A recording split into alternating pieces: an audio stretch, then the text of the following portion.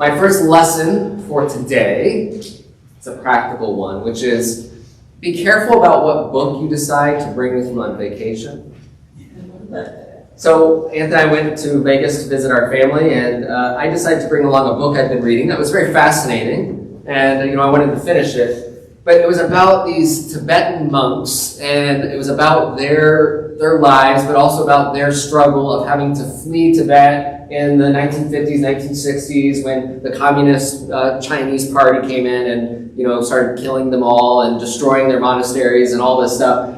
So it didn't really make for the best poolside reading, as I'm sitting here looking at these religious leaders who are fearful for their life and they're having to run and starve and get killed and try and preserve their sacred text. And here I am, getting to have a nice little vacation, sitting by a resort pool. And it just, it made having a margarita a little bit more difficult than I would have liked it to have been. I persevered. I pushed through and still enjoyed my time.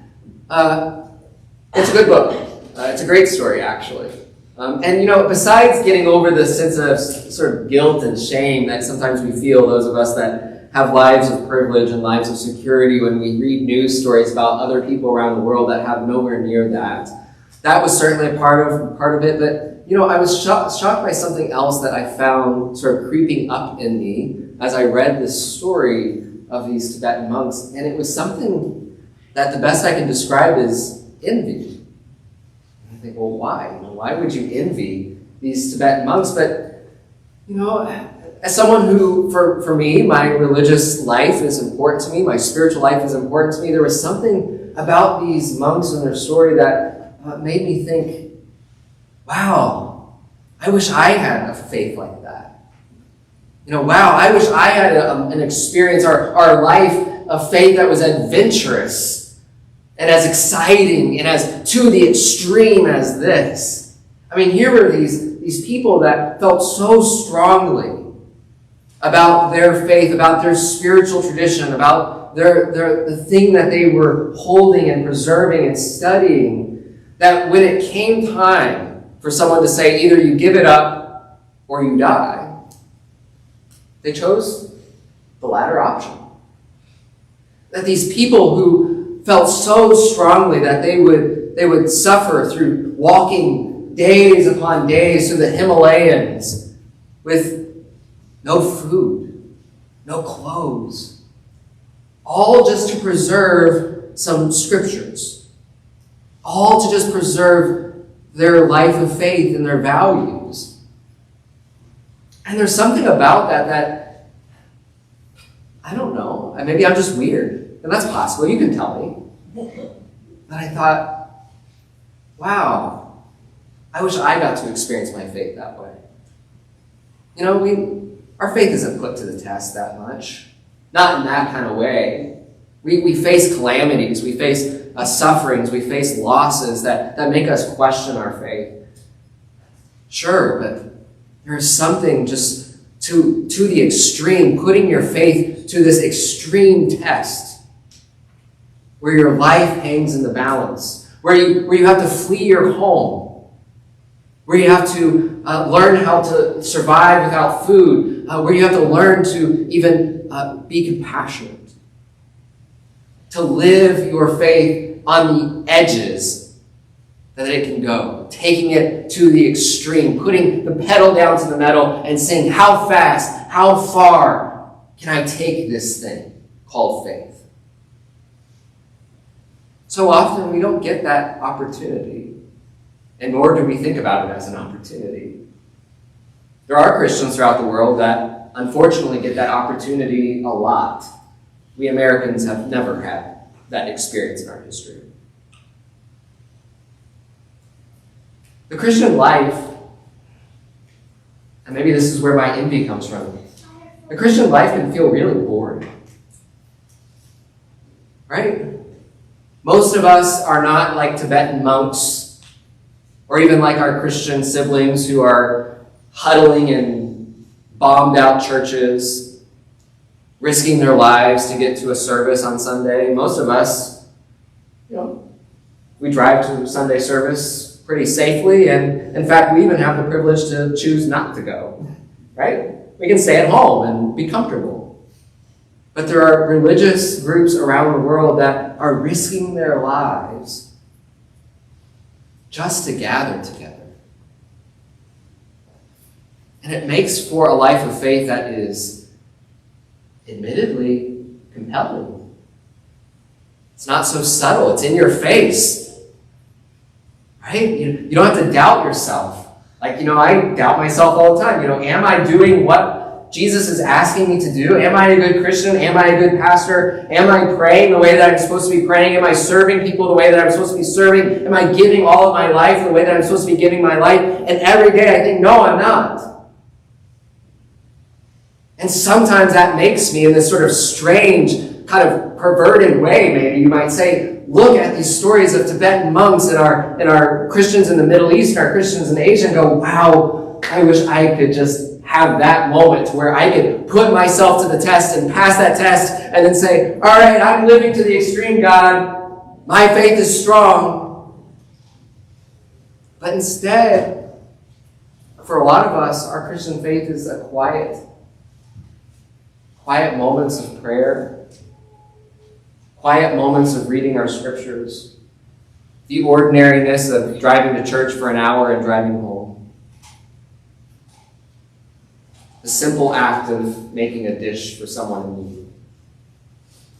And those are all powerful spiritual gifts.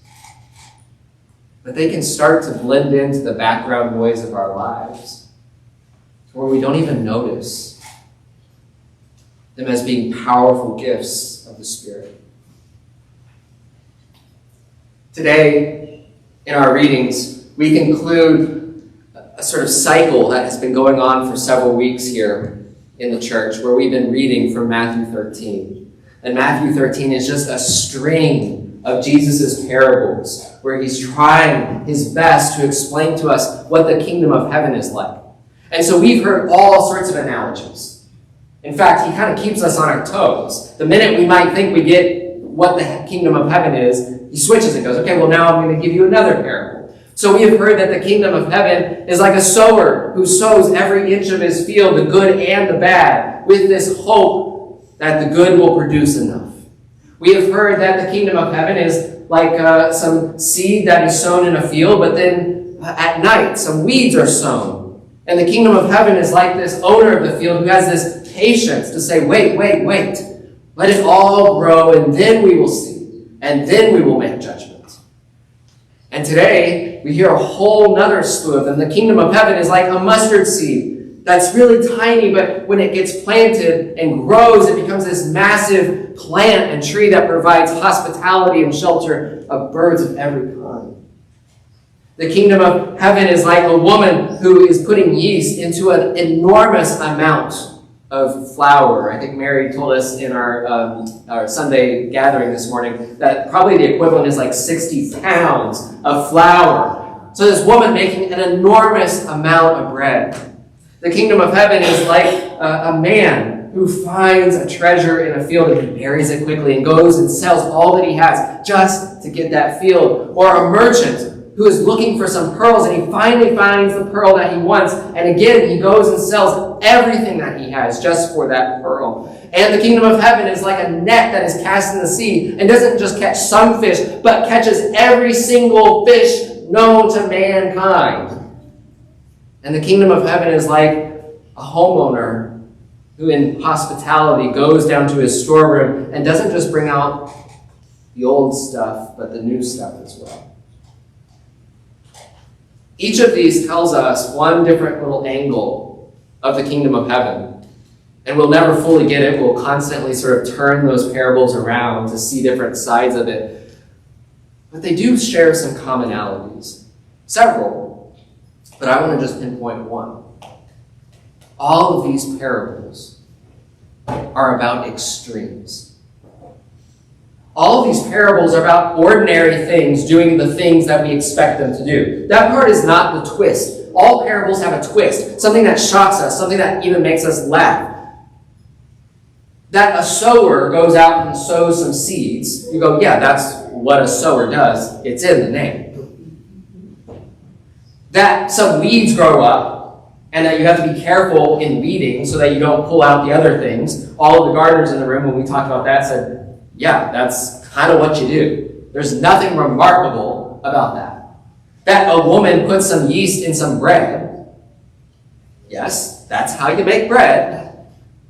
That a fisher catches some fish, again, in the name, what they do. That a merchant buys and sells things, yes, that is the definition of a merchant.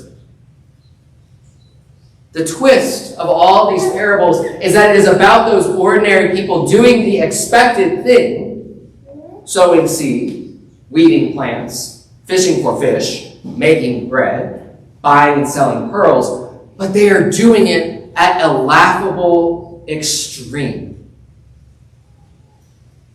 The sower is sowing every inch of land in this sort of extreme hope. To be a farmer requires some hope, ordinary hope, daily hope. This farmer is an extremist in hope. That his hope is so laughably extreme that he's going to sow every inch, even the pathway, in the hope that maybe something will happen. To be a farmer also requires an ordinary, everyday amount of patience. But the farmer in Jesus' parable has an extreme amount of patience, letting the weeds grow up with the wheat for the entirety of the growing cycle. That's taking it way too far. A baker puts yeast in bread to bake bread. That is an ordinary amount of desire to nourish people.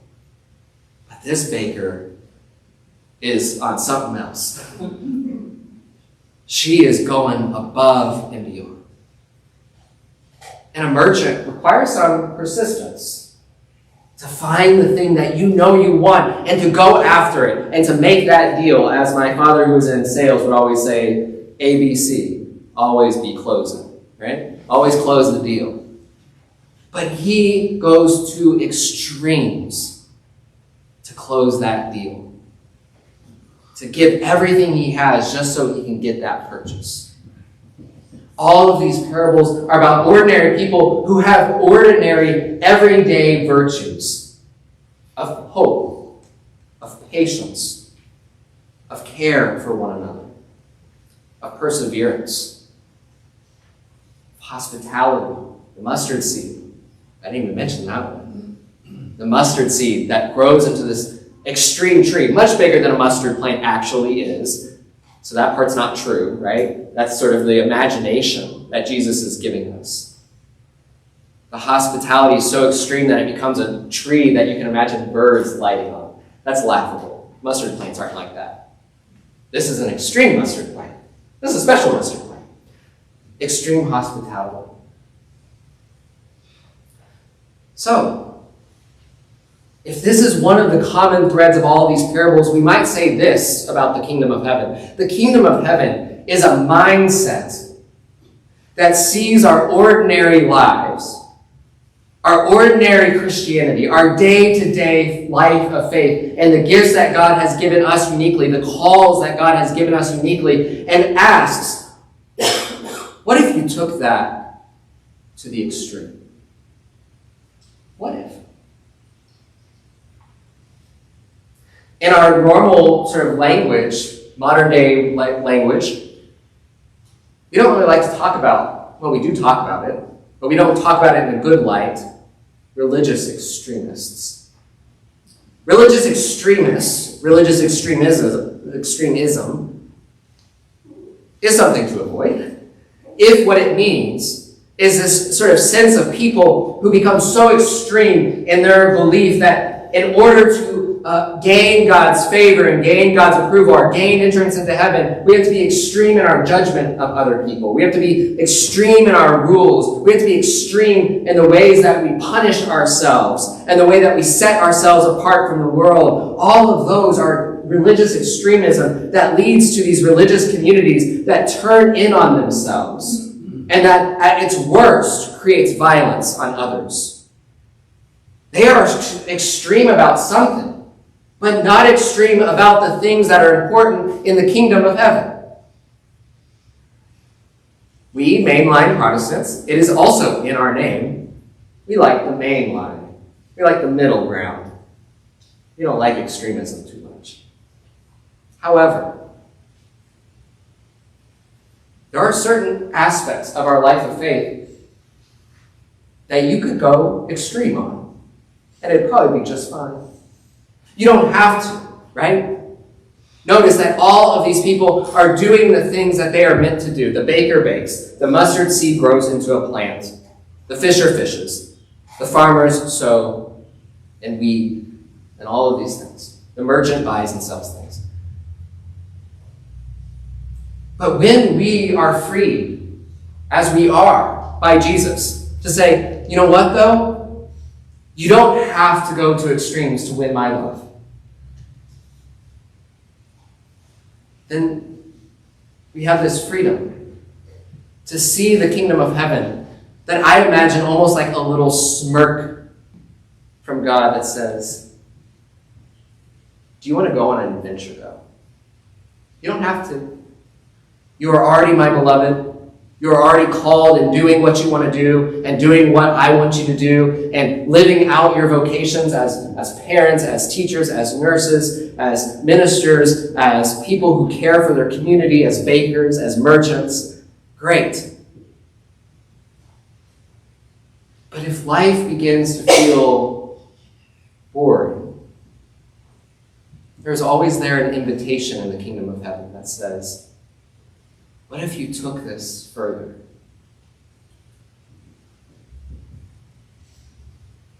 Moderation in all things, unless that thing happens to be grace, or compassion, or patience, or forgiveness, or serving one another. The kingdom of heaven reminds us that we have the freedom and the invitation to take those a little bit further, to press their limits. That if you're going to err in any way, err on the side of being overly compassionate, excessively compassionate, excessively forgiving, excessively non-judgmental, excessively patient with someone. Those have no limit in God's imagination. And that's what the kingdom of heaven is like. It's those moments in our lives when we are able to put the pedal down to the metal and that the Spirit has given us a gift that we, like a baker, or we, like a merchant, or we, like a farmer, have been given in the quietness of our everyday Christian life. This little virtue that we have been nourishing all along in our daily vocation. And then the moment will arise when God asks you, do you want to see the kingdom of heaven? Take it further. Go one step further. This compassion that has been instilled in you, this ability to forgive, this ability to be patient, take it to the extreme just this once and see what happens to the world around you. Every once in a while, we, Lutherans, can be extremists.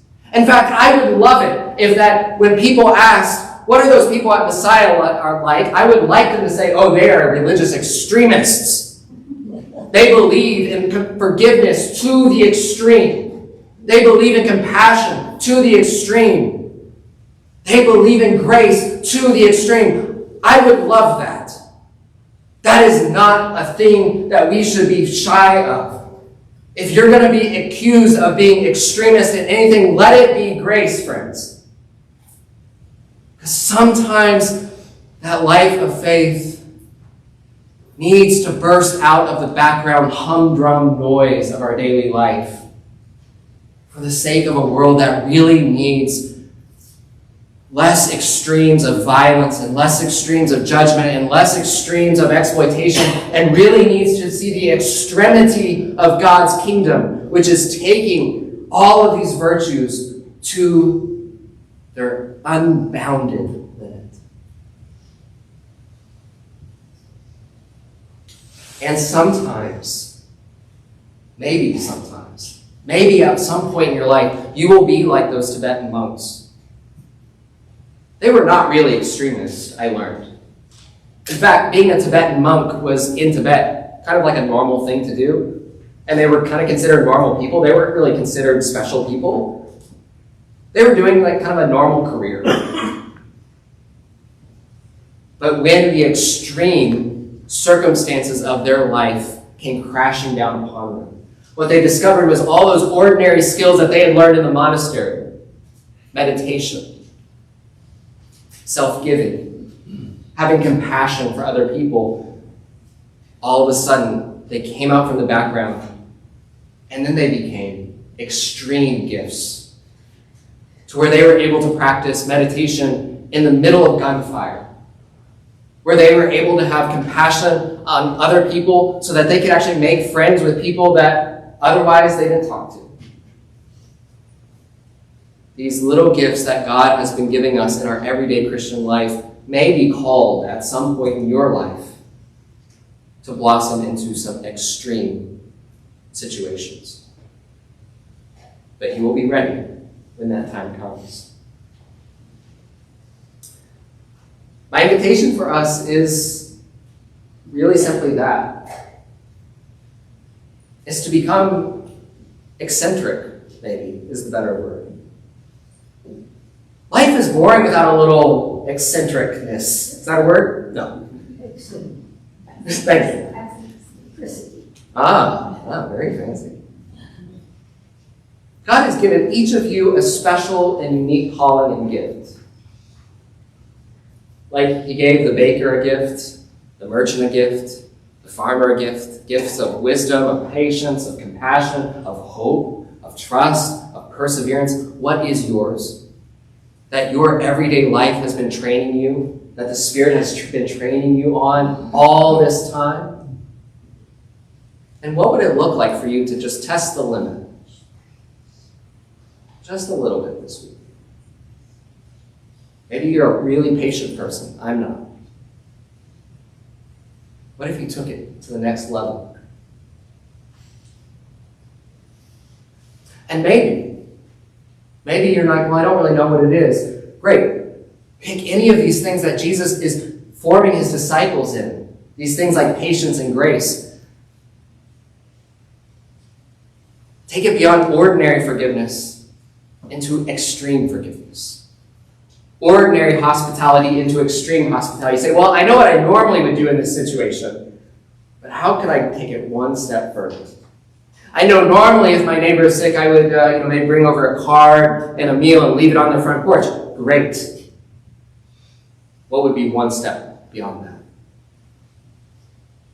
Not because God's going to be mad at you if you don't, but that you have the freedom and the invitation to see the kingdom of heaven breaking into those little moments where we say, what would be one step further into this great imagination, these great extremes, and this great adventure that God is inviting us on?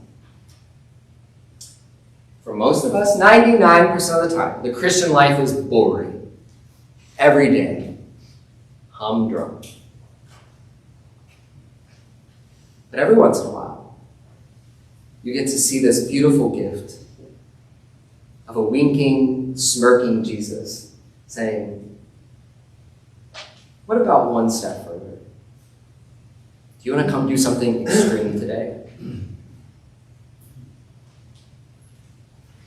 An adventure is always awaiting us just around the corner in the life of faith.